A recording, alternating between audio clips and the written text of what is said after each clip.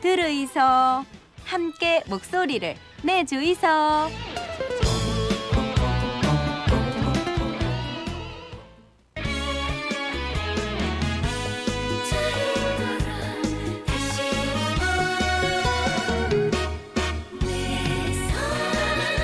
황기식의 국제시장 국제뉴스 정리해드리겠습니다. 동아대 국제전문대학원 황기식 교수와 함께합니다. 어서 오십시오. 어서 오십시오. 안녕하십니까?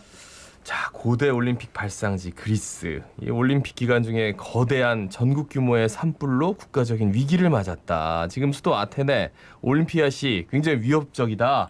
위협을 받고 있다. 이런 소식인데 전해주실까요? 하필이면 그 올림픽 기간 중에 그러네요. 네. 그 올림픽 발상지라고 하는 그리스에서 이렇게 위기가 닥치니까 참 공교롭다고 생각이 듭니다. 근데 그 그리스가 대표적인 지금 남유럽 국가라서 그렇게 말씀드린 거고요.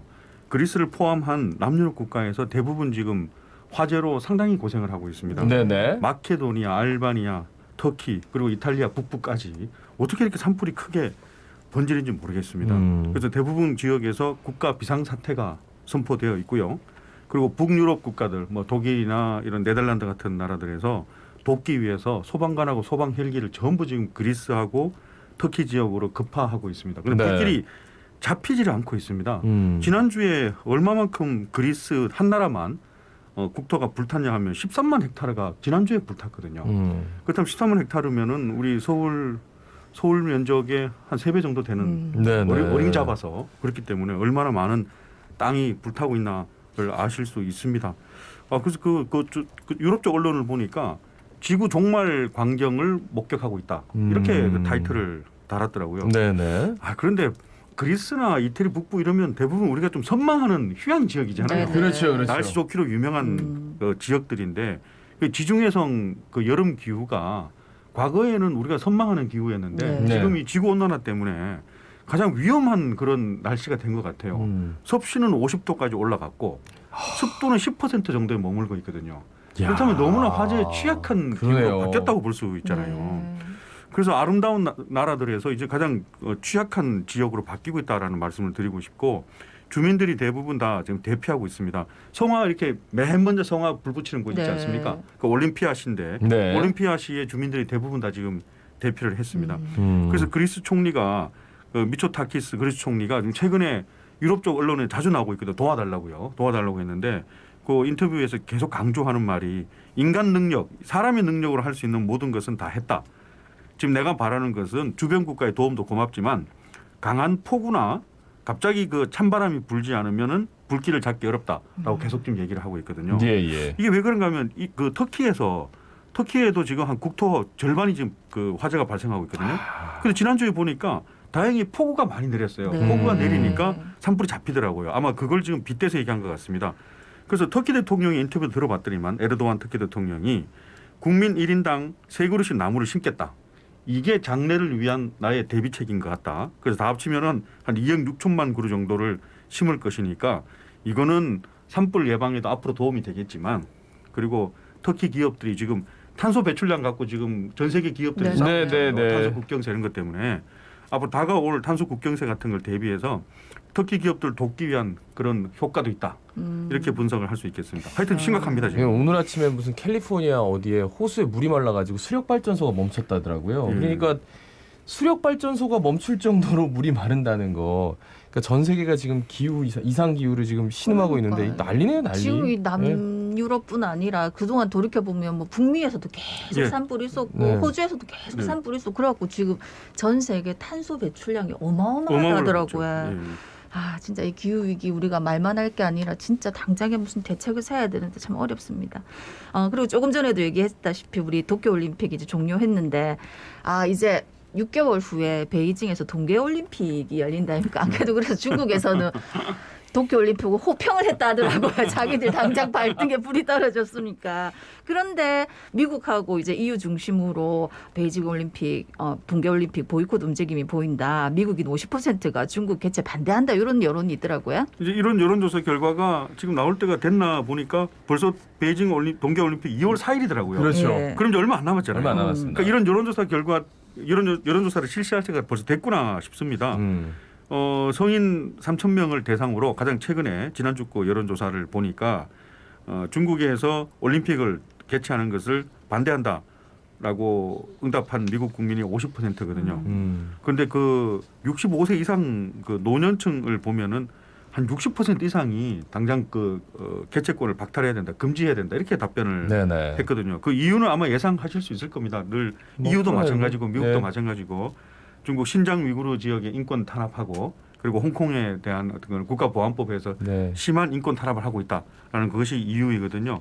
그래서 미국에서는 미국은 또 원래 국내 여론을 대단히 중요하게 생각하는 네. 나라니까 예, 예. 정책 반영을 대부분 그런 여론을 반영해서 하니까 이 하원에서 낸시 펠로시 하원 의장이 그렇다면은 베이징 동계올림픽에 참석을 보이콧하는 결의안을 추진하겠다라고 네. 선언을 했고 이유는 한 발 더 유럽연합을 한 발 더 나가 있습니다. 올림픽을 초청하더라도 거기에 거부하는 결의안을 이미 채택을 했습니다. 그런데 다른 그 조건이 붙어 있어요. 중국에서 인권이 개선되고 있다라는 성의 있는 증거를 제시하면은 네. 이걸 풀겠다라는 조건이 달려 있거든요. 6개월 남았는데 과연 중국에서 인권이 그 인권 탄압이 개선되고 있다는 증거를 제시할지는 뭐 불확실합니다만은 그런데 과거에 우리 이런 사례들이 있었지 않습니까? 네, 네. 말씀을 드리면은 1980년도에 그때 모스크바 올림픽이 있었거든요. 그렇죠. 거기에 서방 국가, 미국하고 유럽 국가 60개국이 대부분 거부했었거든요. 네. 그런 사례가 있었고 바로 4년 뒤에 1984년 미국 LA 올림픽은 소련과 동구권 국가들이 대거 불참했거든요. 네, 이런 네. 일이 벌어지면 안 됩니다. 안 되기 때문에 저희들 예상으로는 지금 미국하고 유럽에서 6개월 남은 동계올림픽을 보이콧을 한다고 하더라도 네. 과거처럼 60개국이 다 단체로 이렇게 집단 행동을 해서 불참하거나 이러지는 않을 것 같고 선수단은 계획대로 파견을 하고 네네. 그렇지만 정치적인 제스처로 대부분의 정치 지도자들이나 리더들이 불참하는 형식을 취할 수 있겠다라는 네. 그런 지금 조심스러운 우리 예측을 하고 있습니다. 그런데 미국 입장에서는 쉽지 않겠죠. 예, 공화당하고 예. 민주당 지지자들의 답변 빈도가 엇갈리거든요. 네. 공화당은 좀 더 반대 의견이 많이 나오고 민주당 지지자들은 그 빈도 수가 낮거든요. 네. 네네. 그래서 이런 것들 또 올림픽을 그 베이징 올림픽을 중심으로 또 찬반 정치적 분열이 네. 생기지 않을까 그런 또 예측도 해봅니다. 그러니까 이번 올림픽 때 이제 대만 선수단에서 중국 갖고 이제 메달을 땄는데 이 선수들 전투기로 에스코트 해가지고 대만으로 돌아오질 않나. 뭐 바이든 대통령은 대만에 또 무기 수출까지 승인을 해버렸단 말이죠. 이러면서 정말 동계올림픽 전까지 미중 갈등이 굉장히 심화되겠다라는 생각이 절로 듭니다. 그리고 중국 호주 간의 갈등이 이게 또 아주 전면에 나서고 있어요.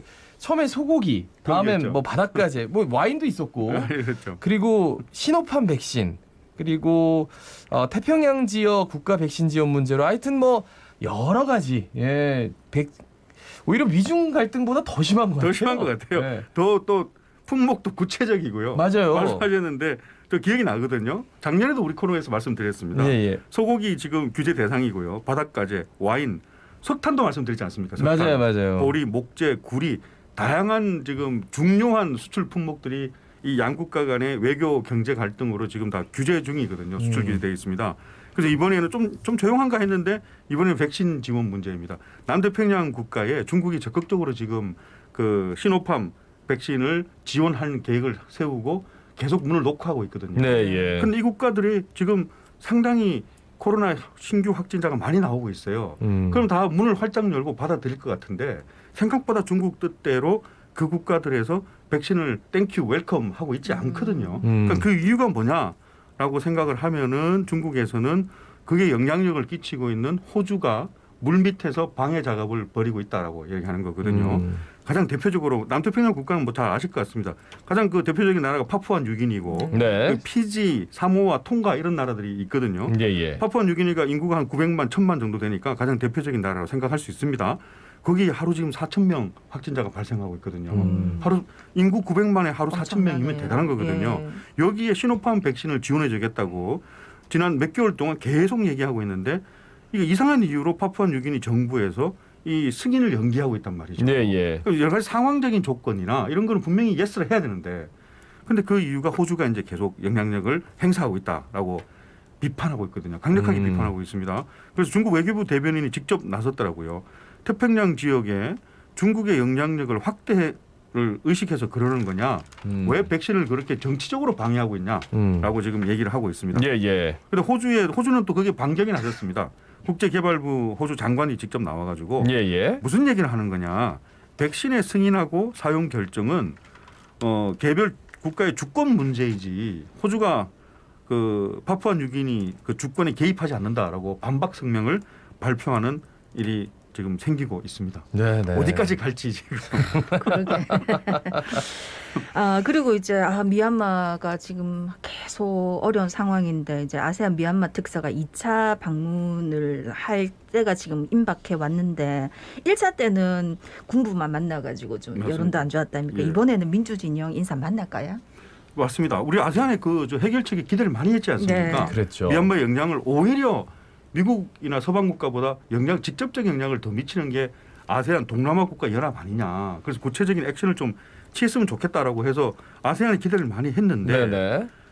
그때 5개항도 합의를 하고 특사도 파견하기로 했는데 6월 달에 1차 방문을 했을 때 그때는 군부 지도자만 만나고 왔어요. 네. 그때 상당히 반발이 있었거든요. 보도가 잘 되지는 않았지만은 그 미얀마 내부에서 시위를 하면서 아세안 길을 불태우는 그런 시위대가 많이 있었거든요. 네네. 그래서 이번에 그런 비판 여론을 많이 의식을 해서 이번에 곧 2차 방문을 하고 있는데 예상하고 있는데 그 정식으로 임명된 아세안 특사가 브루나이 현직 제2외교장관이에요.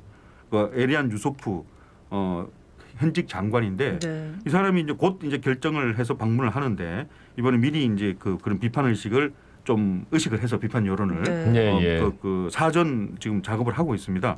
그래서 그 언론 인터뷰를 보니까 1차 방문 때하고는 달리 이번에는 미얀마 방문을 해서 모든 이해 당사자들을 다 만날 것이다.